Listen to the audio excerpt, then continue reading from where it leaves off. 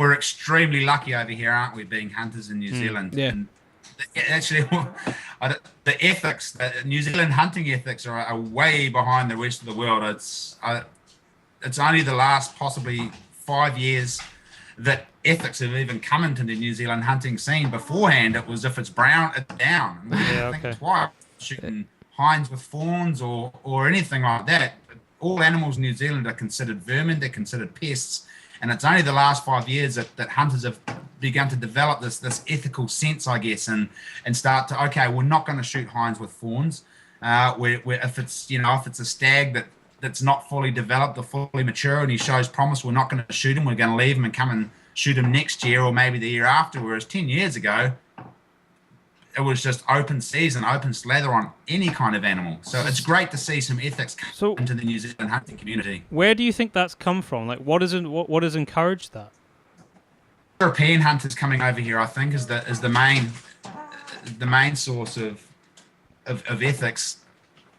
I didn't really think about it until I had a European hunting client, a fella from Germany who came over, and we took him on a 5-day rod and rifle adventure. So we have whitewater rafts and we have rods and rifles, and we load everything into the raft and we go on this 5-day adventure fishing and hunting.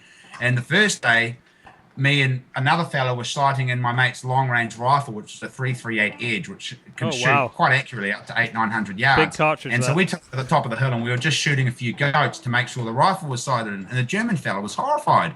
We shot 5 goats and he come running over, waving his arms around, saying, "Stop! What are you doing? Stop! You cannot eat so many goats."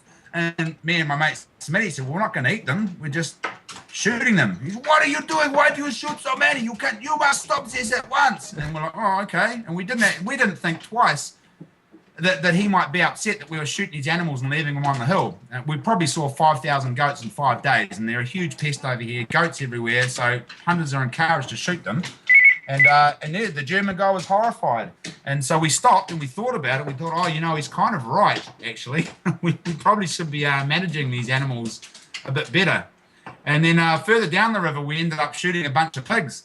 And we harvested the pigs to eat. But the pigs all started running up the hill. So we started shooting. And he wasn't shooting. And we turned around, we said, "Christoph, what's the go, mate? How come you didn't take a shot?" He said, "I was not happy with the shot. I couldn't make sure I would hit the animal in the heart, so I didn't want to shoot." And we were just opening up, hoping just to hit the animal and drop it on the ground so we could get another bullet into it. And of course, we got to thinking here, he's right. A couple of those animals, if we had shot them in the back leg, they would have run off into the scrub and we wouldn't have recovered them.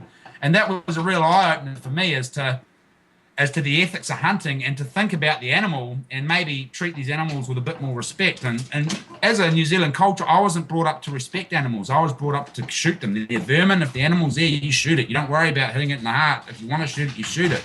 And then as I started to hang out with more and more people from England, over there, if you're not 100% certain, you can kill that animal on the shot. You don't take the shot, which is fantastic. Right, yeah. And I think that culture's really being developed into New Zealand now.